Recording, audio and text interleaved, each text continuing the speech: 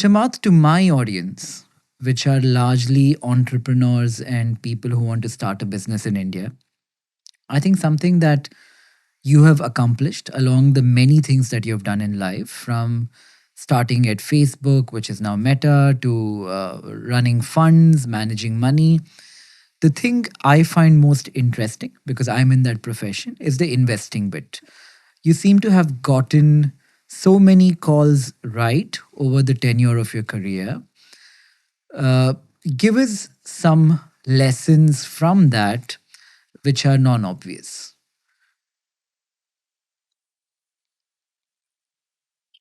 To be a very successful investor, you have to be extremely, extremely single minded. You need to come to your own conclusions. Uh, you cannot have others help you. Uh, it is not a team sport. That is probably the single most important thing. Whenever I see teams of investors, I think these idiots are going to lose money, or they're going to make a lot of noise and spend a lot of time and waste a bunch of people's money just returning the market beta. I don't find that interesting. That's not being a good investor. You have to be really, really, really curious. And people say that a lot.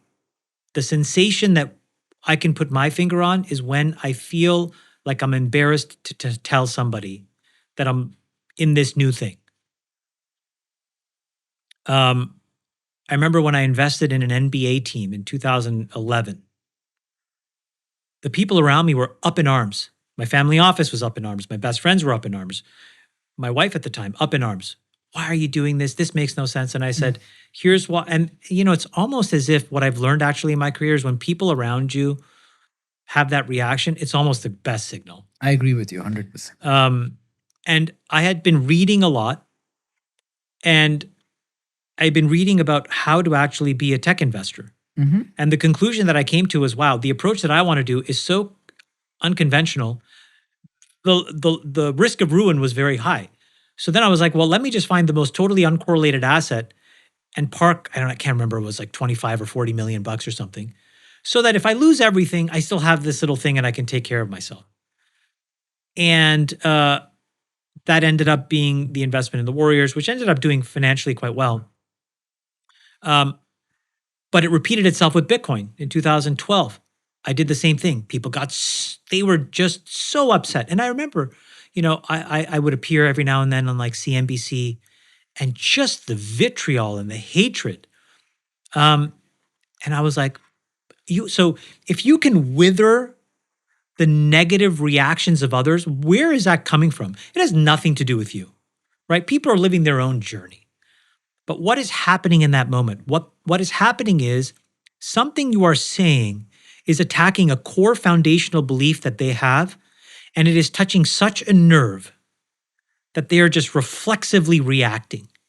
That is an incredible signal, because what it tells you is you're onto something. It could still be a huge zero, but you now can bucket it into that there is the potential for a massive asymmetric outcome. So when I'm investing,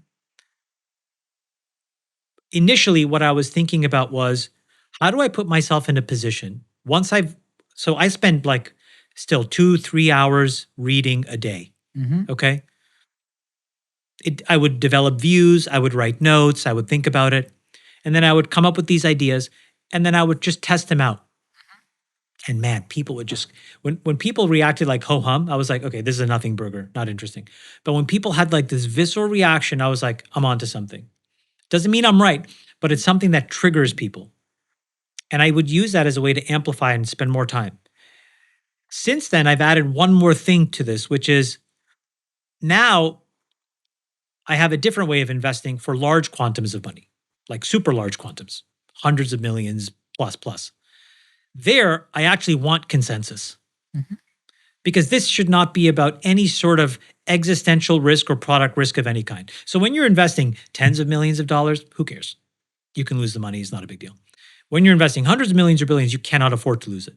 Risk of ruin goes up. So now I try to like context switch. Here, I want you to just hate it. I want you to just be, ugh, it's so gross. It's rat poison. Oh, really? Okay, great. I'm going to spend more time. Over here, oh, that makes, yeah, okay, that I understand. Which portfolio did better? Gross tonnage of dollars, this one. Sheer alpha, this one. The non-obvious thing is it's a you thing. Investing is all about you and you only. All this nonsense of like teams is nonsense. Teams win. How big is your investment team, your family office? It is one person that makes the investment decisions, which is me. And then there's a very trusted team of people that help me with all of the infrastructure of that, the complexity of that. Okay, so you think number one, then? So you. I'm just summarizing, yeah? You. Nobody else, no team. Nobody in the front office other than you. Two, have a very thoughtful understanding of what you're looking for when you're constructing a portfolio. How do I arrive at that? I think you can start by just having a very coarse definition of there's small and then there's medium and large. Small should be about massive alpha. Massive alpha is generated typically in controversy. How do you arrive at controversy? By testing out these ideas and getting a sense of people's reactions to it. So for example, like, going back to this crypto example, there are crypto projects right now that are completely fungible, totally private. And if you ask people, they will have wildly divergent views. That is a great setup for some of those crypto projects. Again, could go to zero, but could go to infinity. Yeah. So this bucket is always about just swinging for the fences. This bucket, The medium? medium and large, is you can never be wrong. For Because I would example? rather take $1 billion and generate a 2x than go to then have a chance at a 5x, but there's also a chance of a 0. This is your data center, energy, and all of that. Well, so this is about portfolio construction. Then you have to have a view of like, what do you like and what do you want to see in the world? Because the dollars that you have are really an amplification method to the point of view. So in my point of view, I have a very specific view on AI. I've been at it now for a decade. I have a decent sense of it. And I want to... What is your view on AI overall, if you had to summarize? I think it's a massive accelerant on productivity. I think it will create levels of progress that are unimaginable. And I think we now need to build the tooling that allows people to participate in all of those gains. And if... UBI? No, like, be able to actually like work in it and be productive and allocate one's time to pursuits that these But things how can enable. billions of people, when the productivity goes up in that manner, what will be the use case for billions of people in the world? Well, I think that was the same argument at the agrarian revolution. Yeah. And we found things. And again, I just think that the odds are, if you look at the last 2 or 3 meaningful evolutions of humanity through technology, every single time, if you dropped yourself in that moment, you would have not had a precise way to answer that question. Yet, if you took the pessimistic view, you would have been wrong. I think that this is still one of those moments. And so I suspect that, again, today, we don't have a good language to talk about how we will all participate. But I suspect that if you take a pessimistic view of the answer to this question, you will turn out to be wrong. So anyways, my point is that in all of this, I have some specific views on energy and energy policy and national security. And so that's where I choose to allocate the smalls and the mediums and larges. Right. But for somebody else, it could be biotech, it could be, cancer research, it could be enterprise SaaS. It doesn't matter at that point. Right.